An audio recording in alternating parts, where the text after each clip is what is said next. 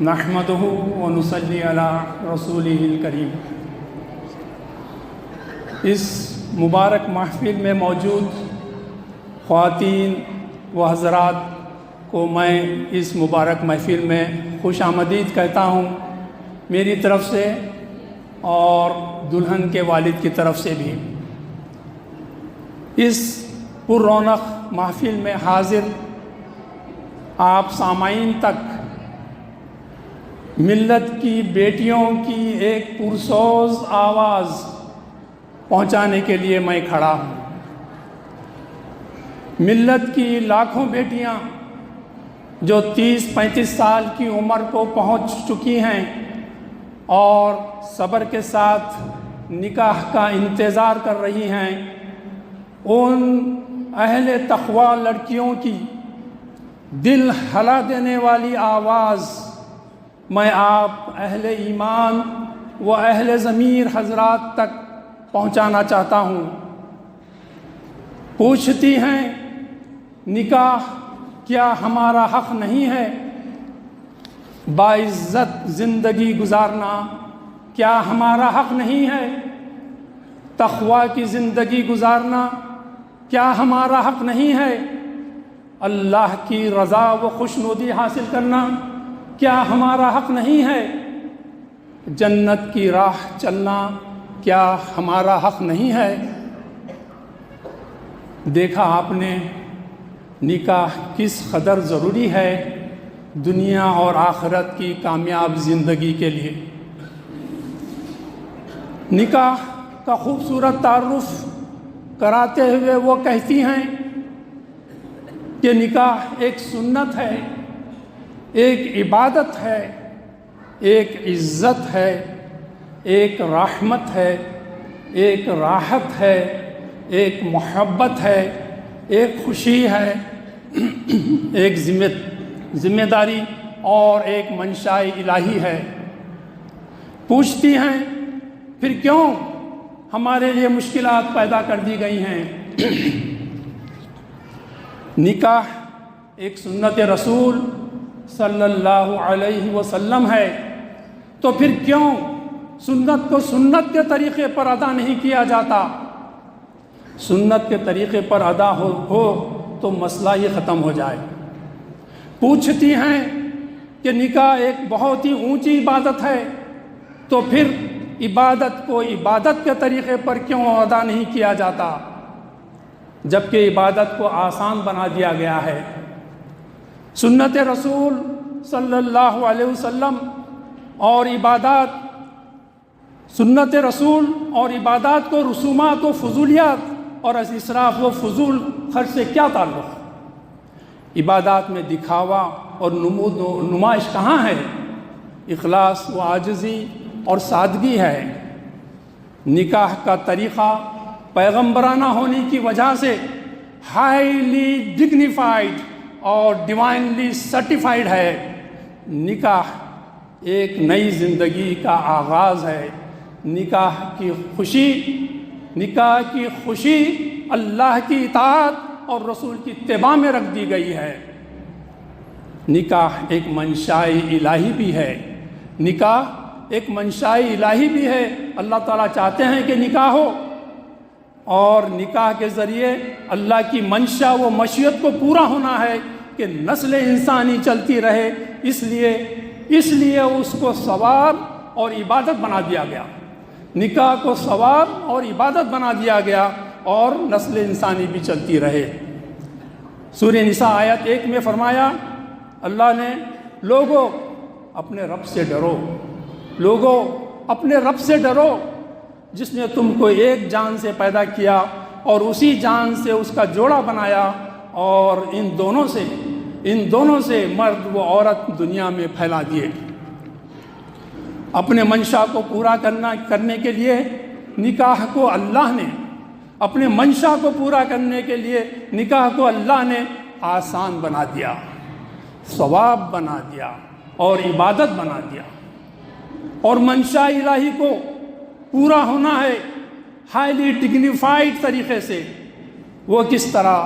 انسان کو پورا امن و سکون و راحت و خوشی دیتے ہوئے، نسل انسانی چلتی رہے، نکاح ہو، اور نکاح کے ذریعے سے اللہ تعالیٰ چاہتے ہیں کہ انسان کو پورا سکون اور راحت و خوشی میسر ہو، انسانوں میں باہم محبت پیدا کرتے ہوئے، دلوں کو جوڑتے ہوئے، نئے خاندان کو جنم دیتے ہوئے، خاندانوں کو ملاتے ہوئے، خاندان اور سوسائٹی کو مضبوط انسانی پیداوار دیتے ہوئے، اولاد کو آنکھوں کی ٹھنڈک بناتے ہوئے،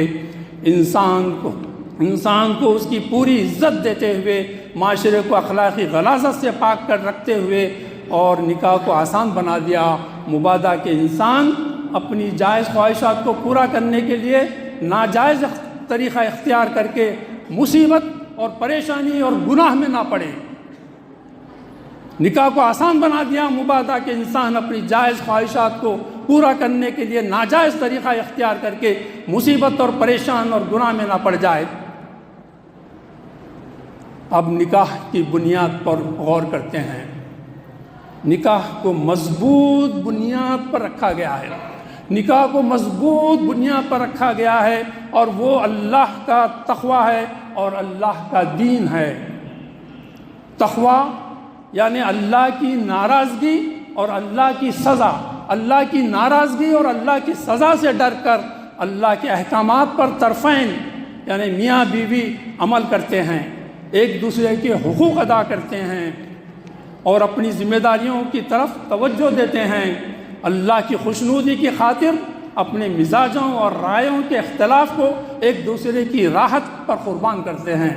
اس طرح خلوص و محبت اور قربت پیدا ہوتی ہے۔ مال و دولت، خاندان اور خوبصورتی نکاح کی بنیاد کو مضبوطی بخشتے ہیں، لیکن وہ خود سے کوئی مضبوط بنیاد نہیں ہے۔ بنیاد تو تقویٰ ہے، لیکن خوبصورتی، اچھا خاندان اور مال و دولت جو ہے اس کو مضبوطی دیتے ہیں۔ تقویٰ کے بجائے دوسری باتوں کو ترجیح دینا اور تقویٰ و دینداری کو پیچھے ڈال دینا، نتیجے میں دیندار لڑکیاں بیٹھی رہ جاتی ہیں۔ تقویٰ کے بجائے دوسری باتوں کو ترجیح دینا اور تقویٰ و دینداری کو پیچھے ڈال دینا، نتیجے میں دیندار لڑکیاں بیٹھی رہ جاتی ہیں۔ یہ ہے مشکلات کی مصنوعی یعنی آرٹیفیشل پیداوار اور ایک حماقت یعنی سیلف کریٹڈ سفرنگز۔ نکاح کا مختصر تعارف پیش کیا جاتا ہے۔ نکاح باہم خاندانوں اور طرفین یعنی لڑکا لڑکی کی رضامندی کے ساتھ مہر کی ادائیگی اور گواہوں اور معاشرے کے سامنے اقرار کے ساتھ کیا جاتا ہے۔ معلوم ہوا کہ نکاح کی اصل اسپرٹ ایک مضبوط معاہدہ ہے، نہ کہ ڈنر پارٹیز۔ معلوم ہوا کہ نکاح کی اصل اسپرٹ ایک مضبوط معاہدہ ہے، نہ کہ ڈنر پارٹیز۔ لڑکی پر بوجھ نہیں، لڑکی پر بوجھ نہیں ہے۔ یہ ایک انتہائی اہم نقطہ ہے، گہرائی اور سنجیدگی سے غور کرنے کی ضرورت ہے۔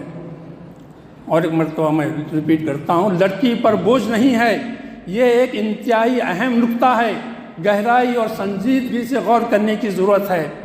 عورت ہر دو جگہ یعنی ماں باپ اور شوہر کے گھر ماتحت اور منحصر ہے یعنی ڈیپینڈنٹ ہے۔ ماتحت اور ڈیپینڈنٹ پر مالی بوجھ نہیں ڈالا جاتا۔ یہ اسلام کا بنیادی اصول، یہ اسلام کا بنیادی اصول معاشرت و معیشت ہے۔ بنیادی اصول معاشرت اور معیشت ہے کہ لڑکی پر بوجھ مالی نہیں ڈالا جاتا۔ چنانچہ اسلام نے عورت پر مالی بوجھ نہیں ڈالا، نہ نکاح کے وقت نہ ہی شوہر کے گھر میں۔ ماں باپ اپنی بیٹی دیتے ہیں، اپنی بیٹی کو اپنے سے جدا کرتے ہیں، کیسا کچھ دل پر بار نہ گزرتا ہوگا۔ ماں باپ اپنی بیٹی دیتے ہیں، اپنی بیٹی کو اپنے سے جدا کرتے ہیں، کیسا کچھ دل پر بار نہ گزرتا ہوگا کہ جس کو اس قدر محبت اور پیار سے پالا تھا،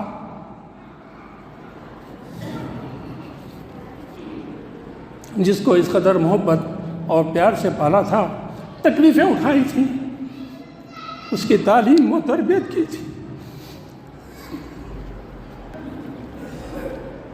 اب وہ ان کے گھر سے جا رہی ہے۔ یہ خود اس قدر وزنی کیفیت ہے دل و جذبات پر کہ مزید ان پر بار ڈالا جائے پیسوں کا، قرضوں کا، گھوڑے جوڑے کی رقم کے تقاضوں و ڈیمانڈ کا، نکاح کے وقت ان کی طرف سے کھانا کھلانے کا، بار پھر ایک کثیر تعداد مہمان کے انتظام کا۔ یہ سب انسانوں کا ایجاد کردہ غیر فطری طریقہ ہے۔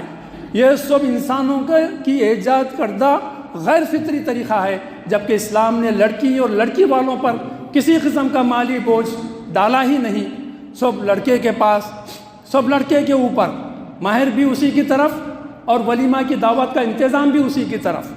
یہ ہے دین فطرت کا فطری طریقہ، یہ ہے دین فطرت کا فطری طریقہ۔ اب میں اور تھوڑا سا آپ کے سامنے 2-4 منٹ اور لیتا ہوں۔ مسلم ملت کی موجودہ حالت و کیفیت بھی سن لیجئے۔ مسلم ملت کی موجودہ حالت و کیفیت بھی سن لیجئے۔ ہم نے فطری طریقے کو غیر فطری طریقے سے بدل لیا، عبادات کو رسومات بنا دیا، عبادت کو تجارت یعنی بزنس بنا دیا، آسان کو مشکل کر دیا، جائز کو ناجائز طریقے پر ڈھکیل دیا، باعزت و محترم طریقے کو بے عزت بنا دیا، جنت میں لے جانے والے طریقے کو جہنم میں لے جانے والے طریقے سے بدل دیا، سکون و راحت اور رحمت و محبت دینے والی چیز کو بے سکونی، لڑائی جھگڑا اور فتنے سے بدل لیا۔ بہت سی نکاح کے قابل لڑکیوں کے لیے راستہ آسان کرنے کے بجائے مشکل کر دیا۔ یہ کیفیات اللہ ہمیں معاف کرے اور ہدایت دے۔ آخر میں ایک فکر انگیز سوال افراد ملت سے کیا جاتا ہے۔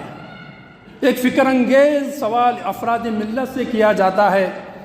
نکاح وقت پر نہ ہونے کی بنا پر، نکاح وقت پر نہ ہونے کی بنا پر جو لڑکیاں گھروں سے بھاگ جا رہی ہیں یا غیر مسلموں سے شادی کر لے رہی ہیں، ان کی ذمہ داری کن کن افراد پر ہے؟ آخر میں اس کی جواب دہی، آخرت میں اس کی جواب دہی کن کن افراد پر ہوگی؟ یہ ایک لمحہ فکر ہے۔ وآخر دعوانا الحمد للہ رب العالمین۔